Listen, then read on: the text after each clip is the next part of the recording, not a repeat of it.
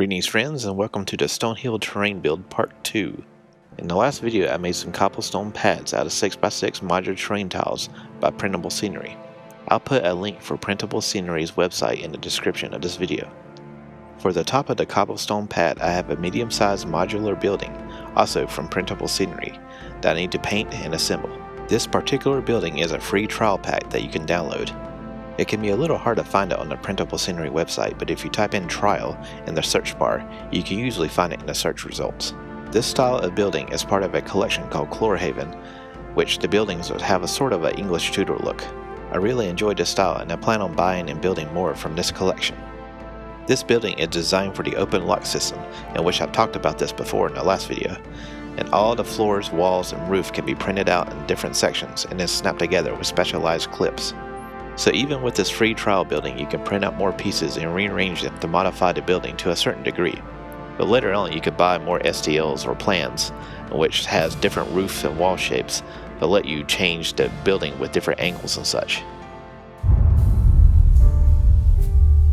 Starting from the ground up, you were given 2x2 rustic wood floor tiles. All of this is printed from my FDM printer. It is probably stated somewhere on the website, but I recommend using FDM plastic with the OpenLOCK system build. The clips that hold the sections together snap in and are locked in by sort of like a tension. And depending on the resin, if you are using a resin printer, I think that the OpenLOCK system would either break or flex the plastic. I started by primering all the tiles in black. I'm going to see how dry brushing with a gray would look. I think I want the floors to be on the darker side.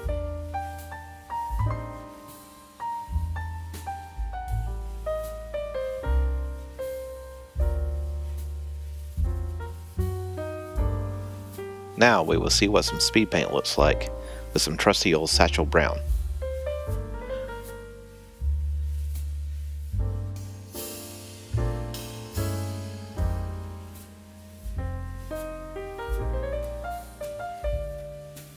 Honestly, that is a little darker than expected, so I'm going to try to go back with some dry brush with some cheap dollar store white.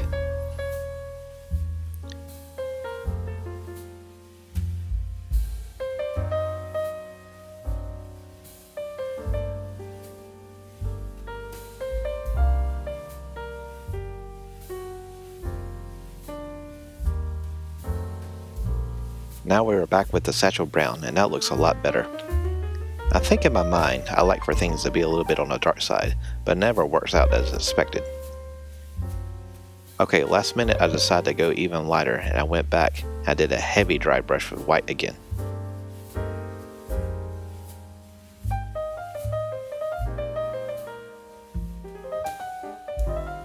Okay, so now I like this lighter tone of brown, but it's missing a little bit of depth within the wood grain as such. So I'm going to hit everything with some Citadel Earthshade Wash.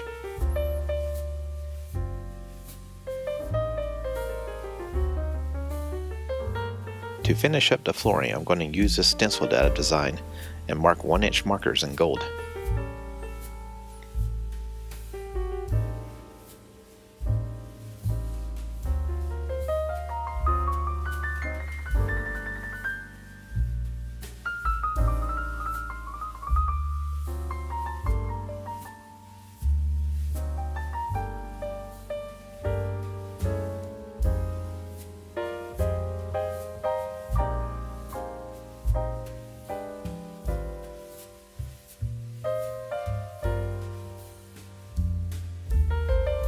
If you are enjoying this video, please consider hitting the like button and or subscribe if you haven't already done so.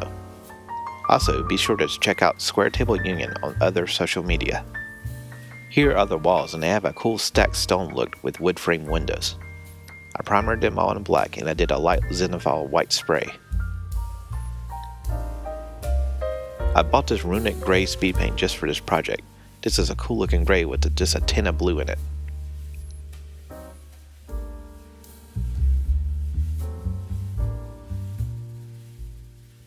Now back to the Satchel Brown for the windows.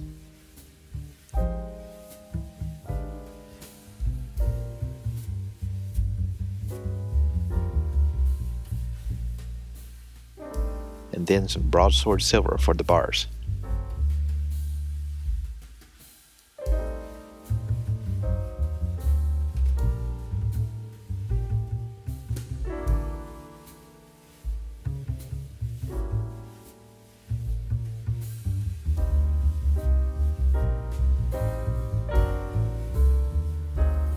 Here is an example of a complete solid wall section. I decided to snap together each main wall section. That way I can mix together some white acrylic with some green speed paint, and then dry brush a little bit of moss at the bottom.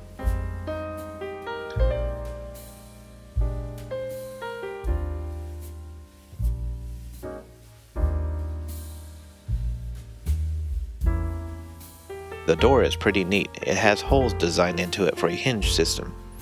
I wasn't sure what to use, but a large paper clip works pretty good.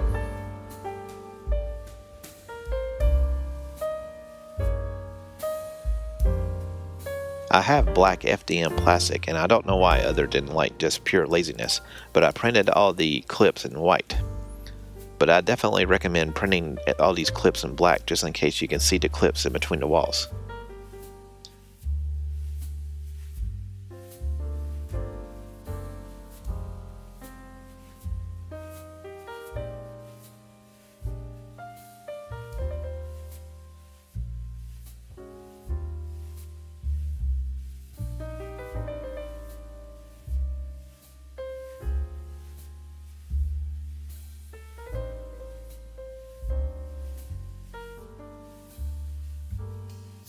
With the roof, I decided to snap everything together and paint it as a complete unit. I think even if I took it back apart and rearranged the parts, the paint would have a more consistent look if you put all the parts together and just paint across in large sections.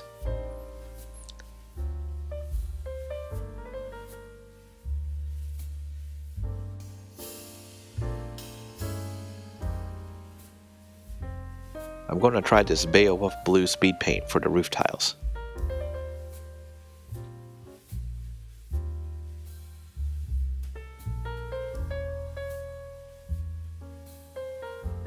I think I like this blue, but some areas just cover better than others. I decided to take some opaque blue and dry brush back over it, just so you can see everything will get evened out.